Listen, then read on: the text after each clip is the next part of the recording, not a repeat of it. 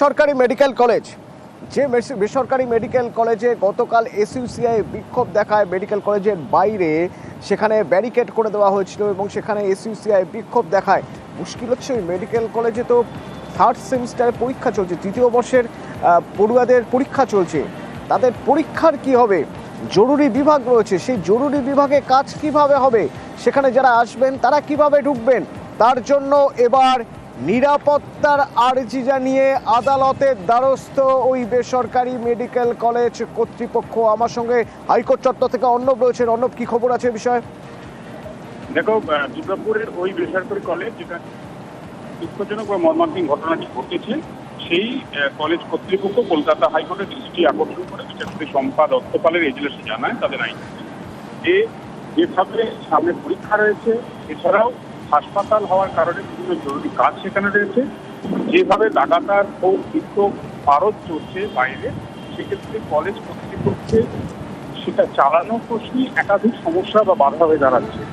এই অবস্থায় কার্যত যেটা মুখে না বললেও বোঝাতে চেয়েছে কলেজ কর্তৃপক্ষ, কোথাও একটা নিরাপত্তাহীনতায় তারা বলছে।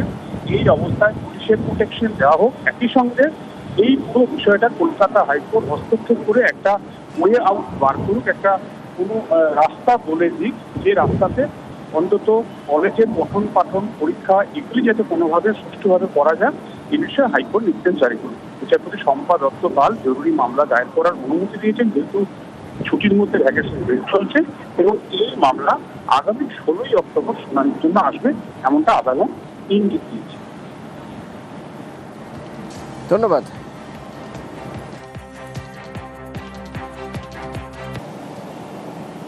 দুর্গাপুর বেসরকারি মেডিকেল কলেজের ছাত্রীর গণধর্ষণের অভিযোগ, যে 5 জনকে ধরা হয়েছে সেই 5 জনকে নিয়ে জঙ্গলে গিয়ে ঘটনার পুনর্নির্মাণ করা হয়েছে।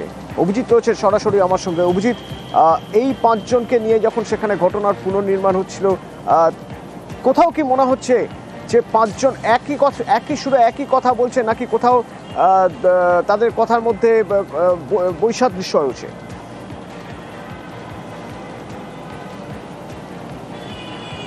অতরু, বেশ কিছু জায়গায় যে এই অভিযুক্তদেরকে যেখানে যখন নিয়ে আসা হয়, তাদের যে বয়ান, জিজ্ঞাসাবাদে তারা যে কথা বলেছিলেন, সেই বয়ানের সঙ্গে তাদের যখন এই পুনর্নির্মাণ, তাতে বেশ কিছু বিসাদৃশ্য দেখা যাচ্ছে এবং বয়ান বেশ কিছু জায়গায় অমিল রয়েছে, এবং সেখানটাতেই তদন্তকারী আধিকারিকরা গোটা বিষয়টা মিলিয়ে দেখছে যে তারা যে সময় দিয়ে একদম যে কথাগুলো বলেছিলেন সেটার সঙ্গে যে পুনর্নির্মাণ, সেই পুনর্নির্মাণের সময় সেই পুরো জিনিসটার মিল রয়েছে কিনা, আর সেই কারণেই রিকনস্ট্রাকশন করতে হয়। তবে বেশ কিছু জায়গাতে তাদের বক্তব্যে অসঙ্গতি রয়েছে, অর্থাৎ যে বক্তব্য তারা জিজ্ঞাসাবাদের সময় বলেছিল, সেই বক্তব্যের সঙ্গে যখন এই পুনর্নির্মাণের ক্ষেত্রে যে সময়গুলো বা টাইম লাইনটাকে মেনটেন করা হয়, সেই টাইম লাইন বা যে স্পট, যে জায়গাগুলো চিহ্নিত বলা হয়েছিল, সেই জায়গাগুলোতে বেশ কিছু জায়গাতেই অসঙ্গতি দেখা দিচ্ছে।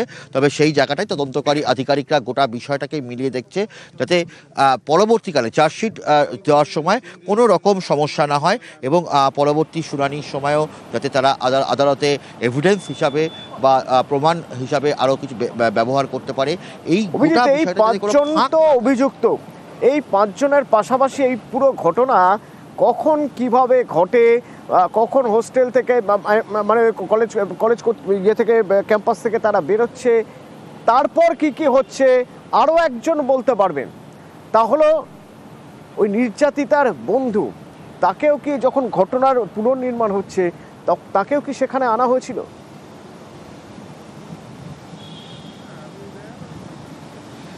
এইটা এখনই একদম পজিটিভলি বলা সম্ভব নয়, কারণ প্রত্যেকেরই মুখ ঢাকা রয়েছে। ফলে যে বিশেষ বন্ধু তিনি নাকি এই অভিযুক্ত, সেটা খুব বোঝা মুশকিল হচ্ছে। তবে অবশ্যই যে বিশেষ বন্ধু, সেই বিশেষ বন্ধুকে বারবার পুলিশ জিজ্ঞাসাবাদ করেছে, এবং গতকালও পুলিশ কমিশনার সুনীল কুমার চৌধুরী তিনি সুস্পষ্ট ভাষায় জানিয়েছিলেন যে এই বিশেষ যে বন্ধু, তার বিরুদ্ধে যেহেতু কোনো ছাত্রী কোনো এফআইআর করেনি বা ছাত্রীর কোনো অভিযোগ নেই, ফলে সেই বিশেষ বন্ধুকে তারা ছেড়ে দিয়েছেন, তবে তার সঙ্গে সমস্ত রকম যোগাযোগ রাখছেন। ঠিক, ধন্যবাদ। এবং এর আগে পুলিশ বিজরা গ্রামে যান, যে বিজরা গ্রামের থেকে 2 জন অভিযুক্তকে ধরা হয়। ওই 2 জন অভিযুক্ত বিজরা গ্রামে থাকে। মোট 5 জনের মধ্যে থেকে 2 জন। তো বিজরা গ্রামে পুলিশ গিয়ে সেখানে কি করলো? কোনো নথি, কোনো কিছু সেখান থেকে উদ্ধার করা হলো, নেওয়া হলো কোনো কিছু, কোনো নমুনা? জানবো। অর্পণ রয়েছে সরাসরি আমার সঙ্গে। অর্পণ,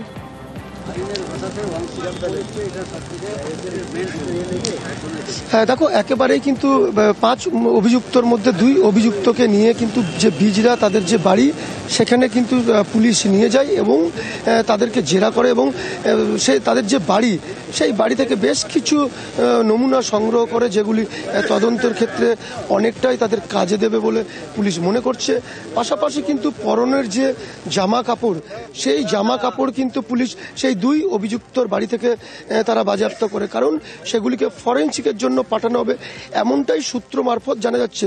অতএব এই 2 অভিযুক্তকে নিয়েই কিন্তু মূলত যে বিজরা তাদের যে বাড়ি রয়েছে সেই বাড়িতে যায় পুলিশ এবং তদন্ত শুরু করে, কারণ তাদের কাছ থেকে আরও কিছু তথ্য উঠে আসবে এমনই পুলিশ মনে করছে, যে তাদের পুলিশি তদন্তের ক্ষেত্রে সেই নমুনা সংগ্রহ করা হয়েছে এবং সেইগুলি পুলিশের যে তদন্ত শুরু হবে সেই তদন্তে কিন্তু অনেকটাই কাজে লাগবে। অতনুদা, ধন্যবাদ।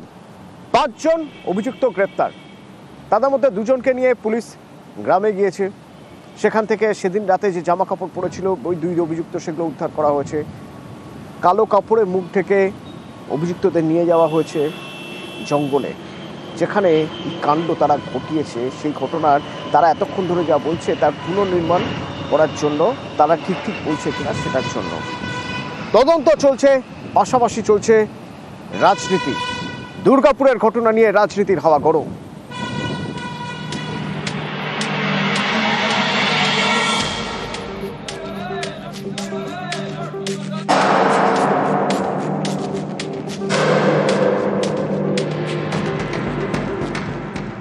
পশ্চিম বর্ধমানের দুর্গাপুরে বেসরকারি মেডিকেল কলেজ। শুক্রবার রাতে এই মেডিকেল কলেজেরই সেকেন্ড ইয়ারের ছাত্রীকে গণধর্ষণের অভিযোগ ওঠে। ছাত্রীর বাড়ি উড়িষ্যার জলেশ্বরে, থাকেন কলেজের হোস্টেলে। হোস্টেলের কাছে জঙ্গলেই তাকে গণধর্ষণের অভিযোগ। ঘটনায় আগেই অপু বাউরি, ফিরদৌস শেখ এবং শেখ রিয়াজউদ্দিনকে গ্রেপ্তার করে পুলিশ।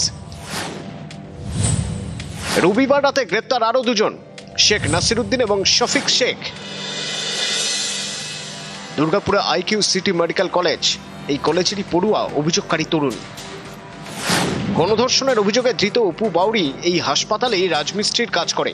স্থানীয় একটি বেসরকারি কারখানার অস্থায়ী কর্মী শফিক শেখ, ফিরদৌস শেখ এলাকার একটি হাসপাতালের ওয়ার্ড বয়, নাসিরউদ্দিন শেখ দুর্গাপুর পুরসভার অস্থায়ী কর্মী।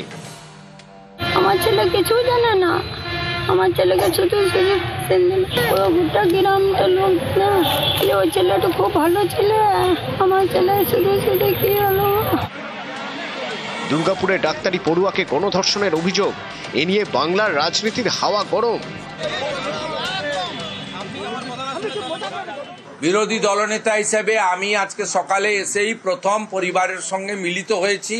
ওনার পিতৃদেব কান্নায় ভেঙে পড়েছেন আমার কাছে, আমাদেরও কান্না আসছে যে বাংলা অতিথি দেব ভব, আমরা উড়িষ্যার একজন মেয়েকে এখানে সুরক্ষিত রাখতে পারলাম না।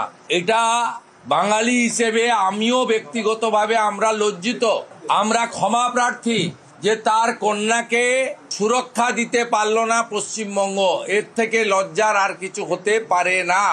শুভেন্দু অধিকারী হচ্ছে বাংলার লজ্জা। এই বাংলার লজ্জা বিজেপি, যারা অপরাজিতা বিলের মতো একটা প্রয়োজনীয় বিল, যেটা কিনা হস্তক্ষেপের বিরুদ্ধে ছিল, সেই বিলটাকে যারা আইন হতে দেয় না, তারা আসলে বাংলা এবং দেশের লজ্জা। শুভেন্দু অধিকারী বড় বড় বাতিলা মারার আগে জেনে নিক, উড়িষ্যা সরকারের প্রতিনিধিরা তারা এসে বলেছেন যে পুলিশের যে এখানে তদন্ত প্রক্রিয়া, সেই তদন্ত প্রক্রিয়া একদম যথাযথ।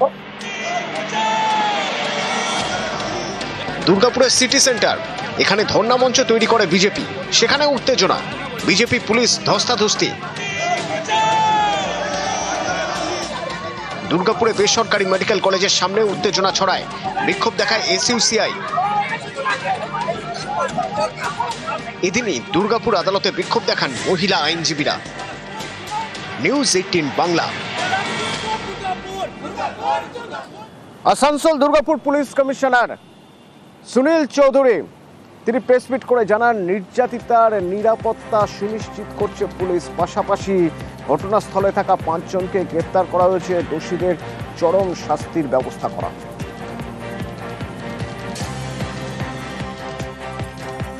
ঘটনার খবর পাওয়ার সঙ্গে সঙ্গে আমরা এফআইআরটা রেজিস্টার করি এবং ইনভেস্টিগেশন স্টার্ট করি। প্রথম দিনেই আমরা 3 জন আসামিকে অ্যারেস্ট করি। এখন অবধি আমরা 5 জন যারা ছিল অ্যাকিউজড পারসন, যারা প্লেস অফ অ্যাকুরেন্সে যাদের প্রেজেন্স পাওয়া গেছে আমরা অ্যারেস্ট করে নিয়েছি। যে নির্যাতিতার পরিবার আছে তাদের পাশে আমরা সবসময় আছি এবং ওদেরকে সব ধরনের প্রতিশ্রুতি আমরা দিয়েছি। ওদের পার্সোনাল সেফটি অ্যান্ড সিকিউরিটির ব্যাপারে আমি নিজে ওনাকে বলেছি। তারপরে ভিকটিম গার্লের সবসময় আমরা একটা লেডি অফিসার এবং গার্ড, পার্সোনাল গার্ড ওখানে হসপিটালে দিয়ে রেখেছি। যতগুলো আসামি আছে আমরা কঠোরতম শাস্তি এনশোর করব। দুর্গাপুরের নির্যাতিতার সঙ্গে কথা বলেন ওড়িশার মুখ্যমন্ত্রী। ওড়িশা থেকে পড়তে এসেছিলেন ওই নির্যাতিতা দুর্গাপুরের বেসরকারি মেডিকেল কলেজে।